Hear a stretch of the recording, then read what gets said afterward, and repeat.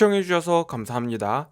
제네시스 G90 풀체인지 모델은 일반형과 롱 버전 총 2개의 버전의 G90을 올해가 끝나가는 12월 초쯤에 또는 중순쯤 공개할 예정입니다. 아울러 양산 또한 12월 초부터 진행될 예정인데요.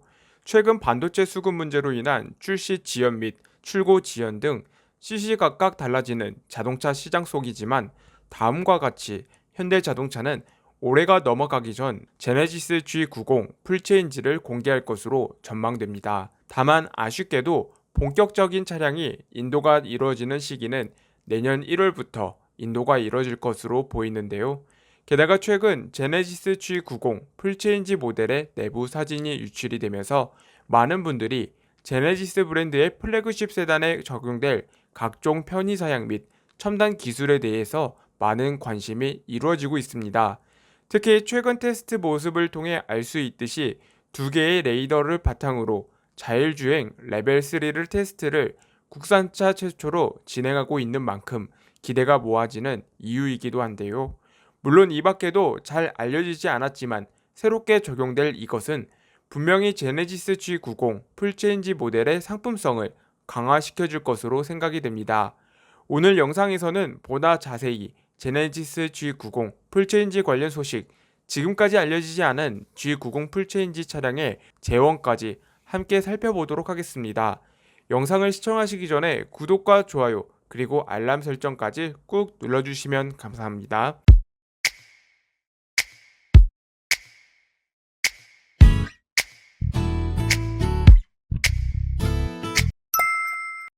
먼저 기존 제네시스 G90은 제네시스 브랜드의 플래그십 세단답게 압도적인 기술력과 각종 편의 사양을 더해 의전 차량으로도 많은 선택을 받아왔습니다. 다만 지금 시점에서 G90을 보면 한 가지 아쉬운 점이 있는데요. 바로 2세대 플랫폼이 적용되어 있다는 점입니다.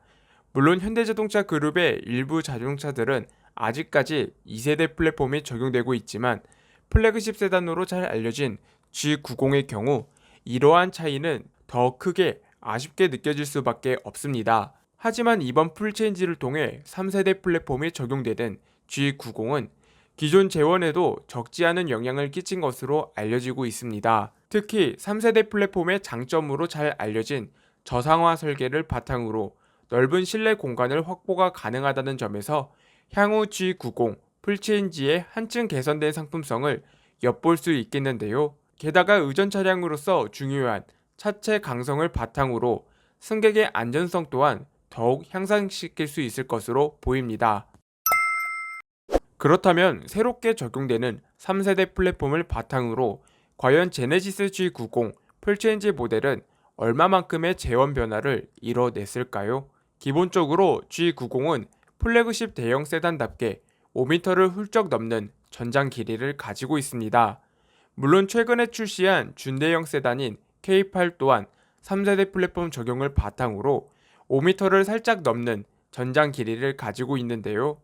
때문에 향후 출시 예정인 G90 풀체인지의 경우 전장의 길이는 기존 대비 약 65mm가 증가된 5270mm로 전장 길이를 보여줄 것으로 기대가 되며 차량의 전폭은 약 15mm 정도가 증가가 되며 전고는 저상화 설계로 인해 오히려 10mm 정도 낮아지는 모습을 보여줄 것 같습니다. 실제 테스트 차량을 보면 기존 G90 대비 저상화가 이뤄졌다는 점을 느낄 수 있는 모습을 살펴볼 수 있는데요. 하지만 무엇보다도 휠베이스가 증가됨에 따라 한층 더 개선되는 실내 공간은 G90의 상품성을 극대화할 것으로 기대가 모아지고 있습니다. 리무진의 경우 앞서 말한 예상 재원과 마찬가지로 기존보다 낮아진 차체와 넓어진 전폭, 그리고 차체 길이를 바탕으로 극대화된 2열 공간을 제공할 것으로 이 역시 기대가 모아지고 있는데요. 추가적으로 외형 디자인 또한 변화된 모습을 살펴볼 수 있었습니다. 기존 리무진의 경우 1열과 2열 중간을 보면 단순히 차체 길이를 늘려주는 듯한 모습을 살펴볼 수 있었던 반면 풀체인지 리무진의 경우 기존 G90 풀체인지와 동일한 디자인을 보여주지만 실제 2열 공간은 기존 리무진 공간보다 대폭 개선된 2열 공간을 확보한 것으로 전해지고 있겠습니다. 즉 G90 풀체인지 모델과 리무진 모델의 외형적 디자인의 차이는 큰 차이는 없겠지만 2열 뒷자리 여유 공간의 차이를 두고 보면 기존 리무진과는 달리 큰 차이점을 가질 것으로 풀이되는데요. 좀 더 이해를 돕자면은 벤츠 S클래스를 보면 숏바디와 롱바디 두 가지 라인업을 참고하시면 좋을 것 같습니다. 48V 하이브리드는 BMW, 볼보, 벤츠 등 다양한 브랜드에서 사용하고 있습니다. 48V 하이브리드의 큰 장점은 내연기관 차량의 구조를 크게 변경하지 않아도 되며 엔진 이외에 추가된 전기 모터를 통해 보조적인 기능과 차량의 성능 그리고 연비를 높여주는 장점을 가지고 있습니다. 대표적으로 벤츠의 경우 최근 공개한 E클래스 외에도 신형 S클래스와 CLS 모델 그리고 AMG GT43 모델 등 적극적으로 48V 하이브리드를 적용시키는 등 최근 48V 하이브리드는 블루오션으로 급부상하기에 이르렀는데요. 물론 제네시스 G90 풀체인지 또한 이와 같이 48V 하이브리드가 적용될 전망입니다.